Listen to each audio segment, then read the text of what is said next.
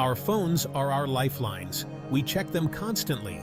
Emails, texts, social media, a digital sea of information. We scroll, we like, we share. It's become second nature. But what happens when we disconnect? Can we survive without that digital tether? I decided to find out. 48 hours. No phone, no computer, no TV. A complete digital detox. The thought was daunting, even a little frightening. Could I do it? More importantly, would I want to? The rules were simple, but daunting. No checking emails, no scrolling social media, no online news. Just me, myself, and the offline world. I told my friends and family, bracing for their reactions. Some were incredulous, but how will you survive? Others were intrigued, even envious. I wish I could do that. As the hour of my digital departure approached, anxiety crept in. What if someone needed to reach me? What if I missed out on something important? The fear of disconnection was real, a testament to technology's grip. But I was determined. I silenced my phone, closed my laptop, and took a deep breath. The experiment had begun. The first few hours were the hardest. The silence was deafening. I felt an almost physical pull towards my phone, my hand reaching for it in my pocket, only to find emptiness. Time seemed to stretch, each minute an eternity. What was I supposed to do with myself? I wandered from room to room, restless and untethered. I tried reading, but my mind kept drifting. I started a puzzle, but couldn't focus. The constant stream of digital stimulation had left me with an attention span of a goldfish. I felt strangely lost, adrift in a sea of undirected time. Finding my footing. Hello, analog world. But then, something shifted.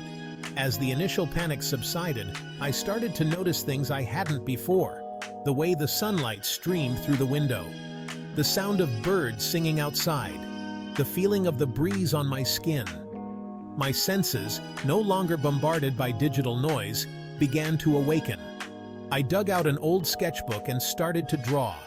The lines flowed effortlessly, my mind quiet and focused. I went for a walk in the park, noticing the vibrant colors of the flowers and the playful antics of the squirrels. I cooked a meal from scratch, savoring the aromas and the satisfaction of creating something with my hands. The unexpected gifts of disconnection. Without the constant distractions of technology, I found myself more present in each moment. I listened more attentively to the people around me. I engaged in conversations that went beyond the superficial. I rediscovered the simple pleasures of human connection. Time, once a relentless taskmaster, became a river flowing at its own pace. I had time to think, to reflect, to simply be. I began to understand the true meaning of mindfulness, of being fully present in the here and now. It was a revelation, a gift I hadn't realized I needed. Reclaiming my time, reclaiming myself.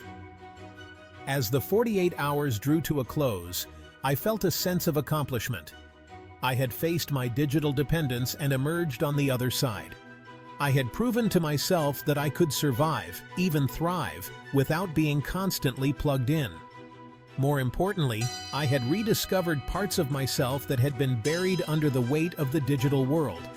The experience wasn't about demonizing technology. It was about reclaiming my time, my attention, my life. It was about finding a healthier balance between the online and offline worlds. Finding balance in a hyper-connected world. Returning to the digital world was a shock.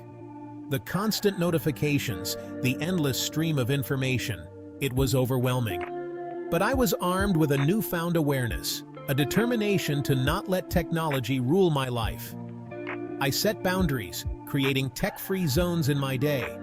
I turned off unnecessary notifications.